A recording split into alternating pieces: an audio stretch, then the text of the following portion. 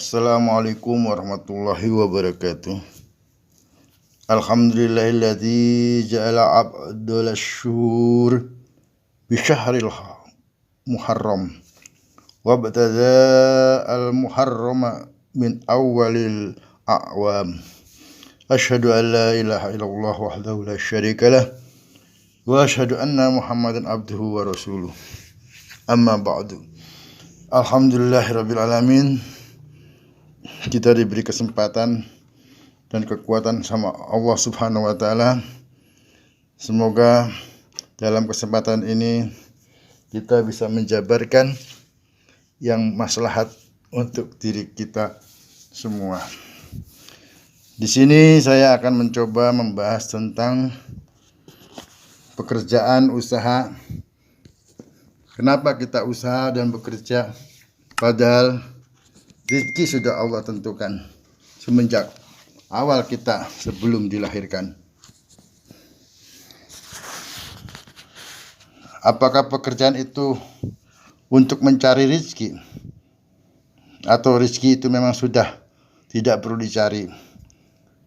Disinilah kita banyak yang tidak memahami untuk apa kita bekerja dan untuk apa Allah mengatakan rezeki semuanya sudah dipastikan oleh Allah. Kapan dan berapa yang akan diberikan pada kita, waktu dan tempatnya sudah ditentukan semua. Mari kita coba untuk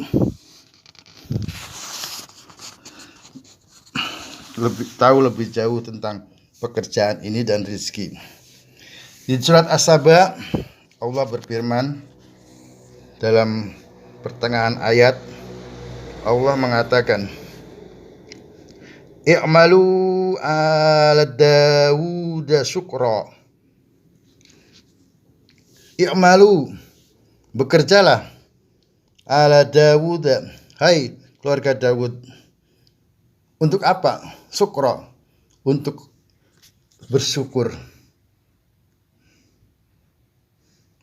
Nah, jadi jelas Allah mengatakan bekerja dan berusaha dan semua yang kita lakukan itu semata-mata hanya untuk bersyukur pada Allah, bukan untuk mencari rezeki. Jadi rezeki jelas Allah sudah pasti tentukan, berapa kaya, miskin, jabatan, semua ada Allah tentukan. Sampai mati, sejak lahir sampai mati sudah Allah tentukan semuanya. Tinggal waktunya akan datang sendiri. Tapi Allah tidak suka orang yang malas. Makanya Allah menyuruh keluarga Daud untuk bekerja. Lalu untuk apa Allah menyuruh keluarga Daud bekerja? Untuk bersyukur. Kenapa pekerjaan itu untuk bersyukur? Ayo kita bedah bersama. Kita bekerja menggunakan pikiran, kemampuan, otak yang Allah berikan. Kita berbisnis menggunakan kecerdasan, pengalaman, dan semua yang Allah berikan. Baik itu modalnya, baik itu tempat usahanya, semua Allah berikan. Disinilah ketika kita mempunyai kemampuan, kecerdasan, kelebihan, dan kita tidak memanfaatkan, berarti kita tidak mensyukuri apa yang Allah berikan. Kita diberi kepandaian untuk berbisnis. Kita malas, tidak pernah berbisnis. Berarti kita tidak bersyukur dengan kemampuan yang Allah berikan. Tapi jika kita mempunyai kemampuan berbisnis, lalu kita buka bisnis, kita berhasil. Itu yang dinamakan bersyukur. Jadi bekerja itu adalah melaksanakan segala kemampuan yang Allah berikan pada kita tanpa sia-sia. Mampu dalam bidang mesin, kita buka bengkel. Buktikan pada Allah bahwa ilmu bengkelnya tidak sia-sia, bermanfaat untuk orang lain. Kita punya ilmu dekorasi, punya ilmu teknik bangunan, kita manfaatkan untuk kemaslahatan untuk membuktikan pada Allah bahwa ilmu yang Allah berikan pada kita bermanfaat. Dengan bermanfaat itu berarti kita bersyukur pada Allah. Tidak malas. Kita punya ilmu pertanian. Kita manfaatkan. Kita kembangkan pada orang-orang lain. Jangan pernah berpikir tentang hasil yang akan didapat. Karena Allah tidak menyuruh bekerja untuk menghasilkan sesuatu, tapi bekerja untuk bersyukur. Coba kita bayangkan, berapa banyak orang yang bekerja hanya mencari materi, dunia, kekayaan, kemapanan. Sangat sia-sia. Kemampuan, kecerdasan yang Allah berikan hanya untuk mencari yang sia-sia. Padahal Allah sudah menentukan rezeki itu. Jika kita bersyukur dengan kemampuan yang kita miliki, otomatis Allah akan memberikan suatu hasil yang mumpuni sesuai dengan pekerjaan yang kita laksanakan. Semakin keras kita bekerja, semakin semangat kita bekerja, semakin besar yang akan kita raih. Jika ada di tengah jalan, kita bekerja mengalami suatu masalah, itu hanya sebuah ujian. Kita harus bangkit lagi, bekerja lagi. Jadi kita bekerja bukan untuk mencari hasil, tapi kita bekerja untuk membuktikan pada Allah bahwa kita bersyukur padanya atas segala ilmu yang Dia kasihkan pada kita. Dan pada lanjutan ayatnya Allah mengatakan, wa qalilum min ibadiyasy syakur, dan sangat sedikit dari hamba-hambaku yang bersyukur. Jadi terbukti kan,